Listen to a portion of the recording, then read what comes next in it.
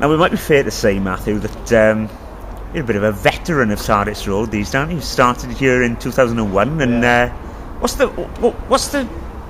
Take me back to the beginning. We'll go into everything else in a bit now, but take me back to the beginning, the youth story, everything before that. But what's the story of Matthew Nuthall? I did all the youth rugby and Unsable Youth. I went through 3 years of Unsable Youth, and I think the final year, I think it was the Pontypridd 21 Academy as well.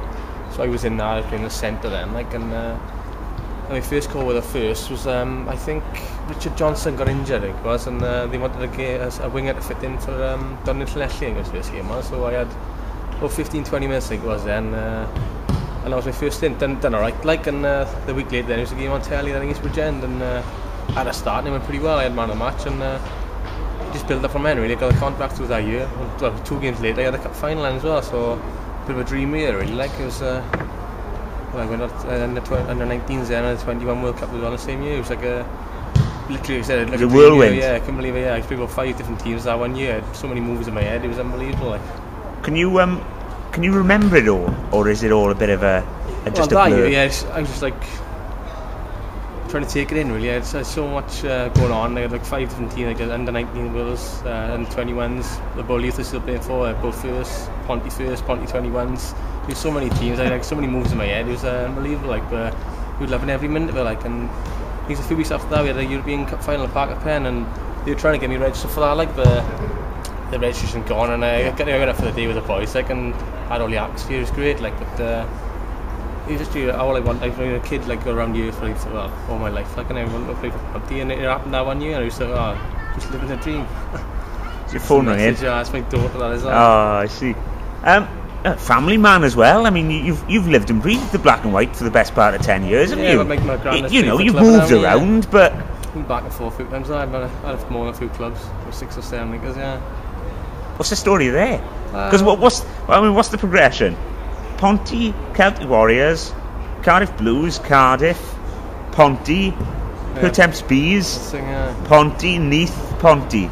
Is that about right? Yeah, after the Warriors went to the Blues, and it didn't really work out down there really. So I had really contemplated knocking rugby on the head, and then I had such a gut full of rugby, I'd lost interest totally. And I told Chief and John they were coming back the year, but I hadn't really had a job. I was always been professional rugby then, so I couldn't really afford to come back without a job. So I wanted to get out to Wales as well. We just had the Goldfish Bowl, like I say, and I went out to Birmingham, and had a really good year. I got the buzz back for rugby, and I really enjoyed it up there, fair play, and I would have had a few more years up there, but Neath came in with a stupidly offer for coming back to the Premiership really, and Lockers is down there, Snid is down there, a few of my mates as well, so I just joined on here, fair play for a bit, First year was great, we won the cup quite comfortably in a league, but then second year, busted my ankle, and that was more or less the end of that then, really. Stopped my pay down here, so I decided as soon as I busted my ankle I wanted to come back to Ponty then, I'd get a job and knock it on here, because I was down in Neath really trying to look at the Ospreys region as well, trying to get up to that, but you could see after the first year Neath and Ospreys didn't have much of a good connection, it was never going to happen, so I was just going to look at not rugby in the head, but give up on the regional idea more or less, and come back where I wanted to play then, back to the Ponty then.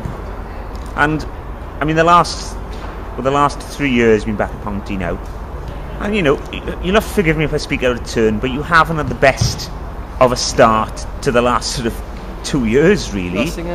And this season, nuts. I don't know what you've done, but you seem to be firing all cylinders this season. So what's the story? Is there a story? Yeah, when I come back from Neath, I come back with I had a bad injury, busted my ankle, dislocated it, and busted my tib and fib as well. So quite a really bad one. And I come back to Ponty to join that year. I come back for pre-season. I really want to play early on. Let's get back. And then I weren't really ready to play. I started the first pre-season game, and I shouldn't really play till about October, November time, I would have thought. But I just wanted to get on the field, really. And it weren't right for the full season. I was carrying the injury, and it might have been better, but it was in my head as well. I think I was holding back a bit. But then that season went, then the ankle got better, and then the bloody hamstring went last year. So it wouldn't go. It was it's the tendons inside the hamstring, so my hamstring hadn't gone. It just stopped me from sprinting. My speed was totally gone. It was probably the slowest back in the squad last year. And I could do all the fitness-wise, but I just couldn't sprint. And as a winger, that's what you really need. So. Well, this is it. And when you've got boys the quality of Lewis Williams and Owen Williams and Clayton, That's the thing, you lose your spot and you lose your place. Yeah. And you probably get your confidence knocked because you yeah. can't do what it is you're there to do. That's the thing, especially at the wing. Like, you can get away with this sometimes with your speed in different positions, but there you get exposed. Like, and I can't declare myself fit. Like, so you're all in big games, the British Cup things, but I weren't fit. And Chief and Johnsy not dull. Like, they could see that I was not really there.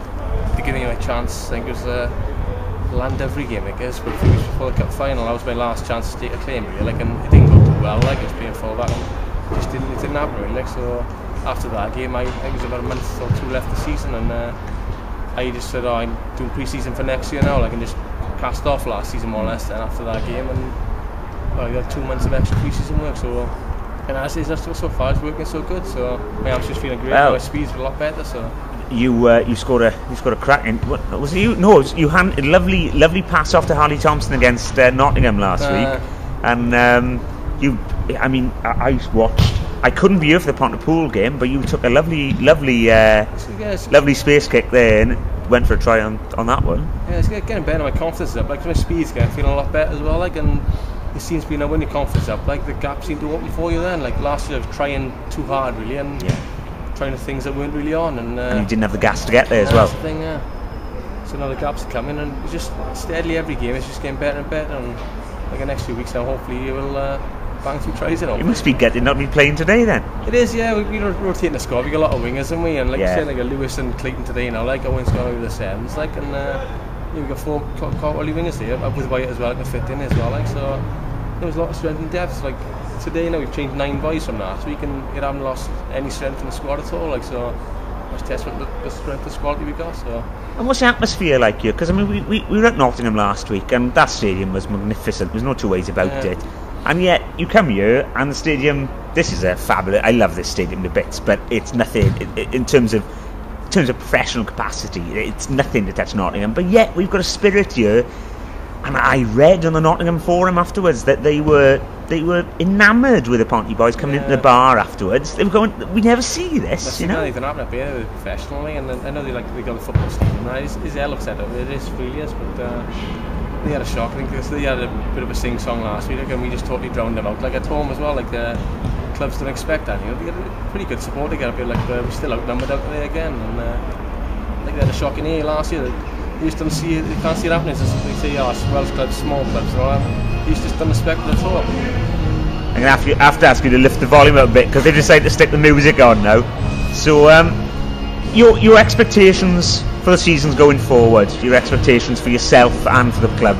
Well, we set the standards last year, so we've got to try and match that again, and hopefully go one better now in the British Cup. Now it's gone up a level again, and it's like the Nottingham teams, the teams are playing, I guess, Ulster and Swansea, probably on par, maybe not even better than last year. So we're going to try and top the league again and go one better against whoever it is in the playoffs, and win the cup again hopefully now. So the standard was set last week. Just got anything less than that really will be that's the end of achieving, and not reaching our potential really. Like we have lost some good boys last year, but the boys we brought in is doing a job at the moment. Fair like. 10 years since you joined Ponty. Can you go for another 10 years? So hopefully I'll stay injury free. I've had like 3 years really, so I've been pretty fresh really. Like, you know, I've had injuries. I haven't played much rugby, like, so. What are you now? 28, 29? 28 now, yeah. 28. So I've got a few years left. You know, I think hopefully, I'd rather try and. I think next 2 years I'll try and. I tried this year to move back into the centre now, and like it didn't go at the moment. Like, so that's where I'd like to finish. Like in the centre. Yeah. It's interesting. I done all my rugby, all youth rugby, all schools rugby, everything. So 13. The only reason I moved to the wing was the under 18 Welsh trial.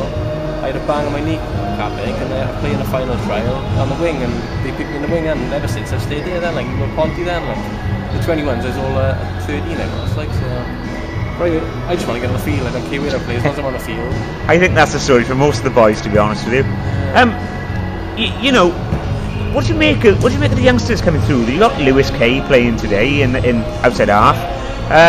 There's other boys out there we don't know much about, but there's one boy who's playing at 7 today who can play it up there as well. And I think like he was a 7. He is a 7 really. He came down here as a 7. They tried to convert him to a hooker. He's playing really well. He's just like literally one of the fittest boys in the squad. Doesn't stop running. So powerful in the gym and everything. And we had a bit of a shock with the supporters did when he played against the players. The supporters didn't see him as a 7. And, well, he arguably man of the match on that day. Really. He just didn't stop running. And it's nice to have. We lost that, and then we got someone like Ferris come in now today. Yeah. So. Ferris. Why Ferris? I don't know. I'd actually been for years. Because he looks like a bus, does he? I've always known him as Ferris. I never know. I don't know the reason why he's called that. There's some serious talent here, and the chief manages to tap a serious vein of Valley's talent every season. I think you lose boys every year. We think, you never replace Darren and this and that. And there's always the next season someone comes in who's the same as even better than them. So. Do you find yourself now, with the age of 28, looking at the other boys who are out there and thinking, you know what? He could be playing for Pony in a couple of years. I was thinking, the youth are getting a lot better nowadays, so it's nice to get that youth back, because obviously, years ago when I first started, the youth were the best in Wales, more or less. And it's building out its early days, so the best players in the whole area is going to come to Pony youth the next few years, and then once you get start training the first, now getting bringing the thing in, it should be really good again. So instead of it's great now. You get Chief and Johnsy. Hopefully they'll stay for a few more years. Obviously, quality coaches and probably could go up the level, but if we keep hold of them, it's just going good at the moment. Set up with the Morgan training down there, it's looking good at the moment. Fun now, it's building in a nice way. Well, lovely. Well, Matt, I don't know much about interview will you with this music down and everything out, but I sincerely hope we'll hear something. I'll do my best to work out the sound. Let's have a chat later in the season, because you've got so many bloody stories. I don't know where to finish and start, but I think my battery's running a bit low now, so I'm going to say thank you very much. Diolch yn fawr iawn, Matt, and good luck for the rest of the season as well. Cheers, bud. Epic.